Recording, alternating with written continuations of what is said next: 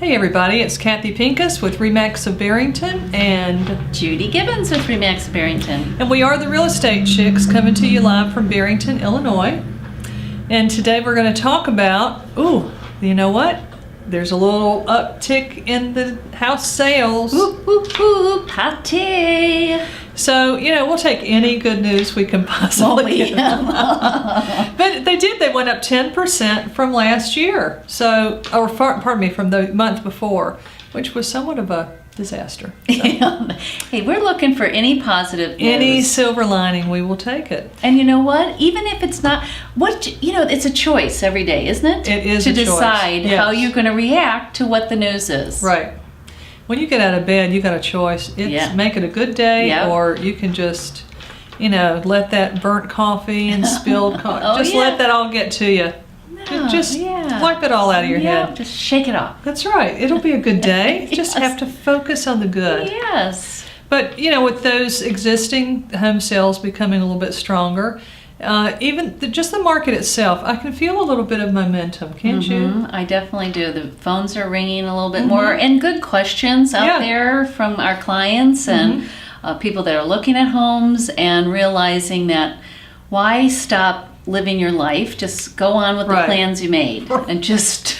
We're all on plan B. Yes. So, you know what? Let's just get to it and get it done. Yeah, time is passing anyway. It is. It really is. I was showing a house on Sunday, and I was there with two other agents showing their clients, and my buyers were like, my gosh, what's going on out here? And I said, I'm telling you, there are buyers out there. Yes. So, serious buyers at this time of year. And bargains to be had. Oh, yeah. Yeah, so this fall, as we get into the deep fall and then the W word, don't want to say it. Yes. But, things are really, if people want to sell, they've got to do some price slashing. And price and condition. Yeah, it's always what the we're always telling you. Right.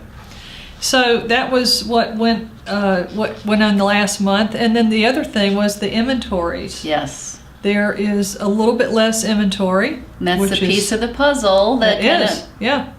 So that's a big piece. When you see inventories getting a little bit less, golly, there is. Because we all know of what they call shadow inventory, which is some of the foreclosures that haven't hit the market yet. I think the banks are trying to hold on to them a little bit more. Yeah, they like to have the stacks of paper on their desk. So that's what they're trying to hold on to, because that's what they're used to now. So if God forbid those would go away, what would they do?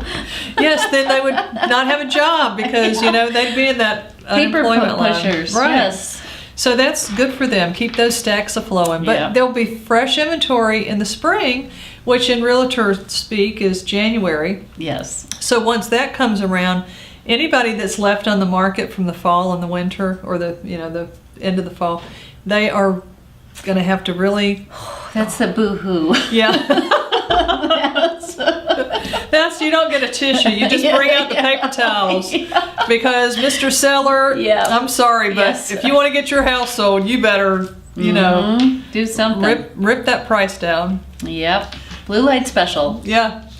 And you know what? I think maybe we should put a few blue lights in town. Forget the Christmas lights. Let's just start putting up blue lights. It's Hanukkah everywhere. Whatever holiday you want it to be, it's the day to buy a house. It's the day to buy a house. Look for those blue lights in the neighborhood near you. I think we may be onto something. We might. I like that. Of course we are. Of course we are. We start the trends. We don't follow it. We are there to start it all. Oh gosh, I'm so... golly. And then and along with that too goes the condos and the co-ops for our New York friends out there. Oh yeah. And those inventories were a little crowded there for a while, but even that's starting to streamline out a little bit. Right. Yeah. There's people, there are buyers, they're serious buyers. The banks have eased up a little bit. They're not so cranky. Just a little. Yes. But you better have a job and you better be able to that helps. Have not too much debt. Right. Which takes us into the points about credit scores and so I have a little test for you, Purple Chick. No, I hate tests.